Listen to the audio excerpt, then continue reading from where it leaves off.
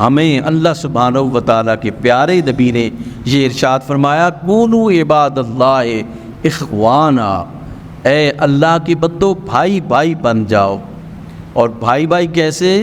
تری المؤمنین فی تراحمہم وتوادہم کمثل الجسد اذا اشتکا منہ عضو تداعی لہ سائر الجسد بالسہر والحمى، کہ آپ مومنین کو اس طرح دیکھیں گے اپنی باہمی محبت میں، باہمی رحمت میں، باہمی مودت میں، کمثل الجسد، جیسا کہ جسم ہوتا ہے، اذا اشتکا منہ عضو، کہ جسم کا ایک عضو جو ہے وہ جب تکلیف میں ہوتا ہے، تداعی لہ سائر الجسد بالسہر والحمى، پورا جسم جو ہے اس تکلیف سے تڑپتا ہے۔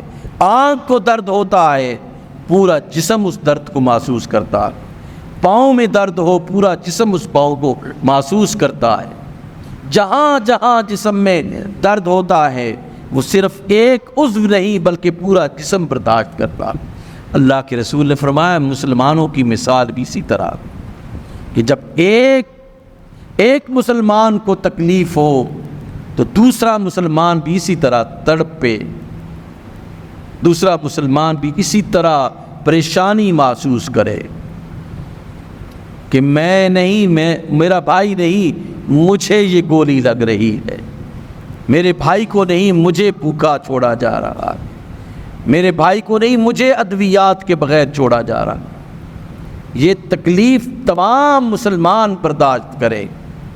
ایک امت واحدہ کا جو تصور ہے، کسی بھی ملک کی خارجہ پالیسی میں یہ بات نہیں ہے مسلمانوں کی کہ ہماری خارجہ پالیسی میں یہ بھی ہونا چاہیے کہ بحیثیت امت ہم نے اکٹھا ہونا ہے، اس لیے کہ ہمارا جو فائنانسر ہے وہ نہیں چاہتا کہ ہم اکٹھے ہوں۔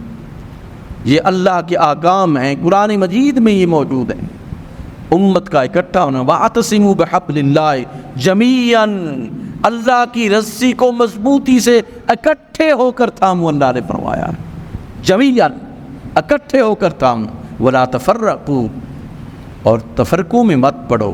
فرقہ بندی ہے کہیں اور کہیں ذاتیں ہیں، کیا زمانے میں پنپنے کی یہی باتیں۔ ہم فرقہ بندیوں کا شکار ہیں، ہم ذاتوں کا شکار ہیں، ہم مفادات کا شکار ہیں۔ ہم کہتے ہیں ہماری سرزمین پرسکون ہونی چاہیے، باقی جدھر مرضی چھو جائے۔ اگر آج کسی مسلمان کی سرزمین پر خون بہہ رہا ہے، اللہ نہ کرے دوسرے ممالک پر کی یہی قیامت ٹوٹ سکتی ہے۔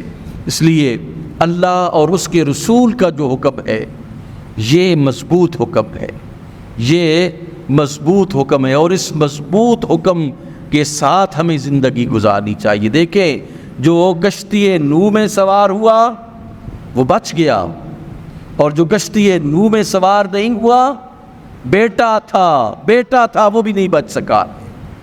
آج کی کشتی نوح ارض فلسطین ہے، یاد رکھیے۔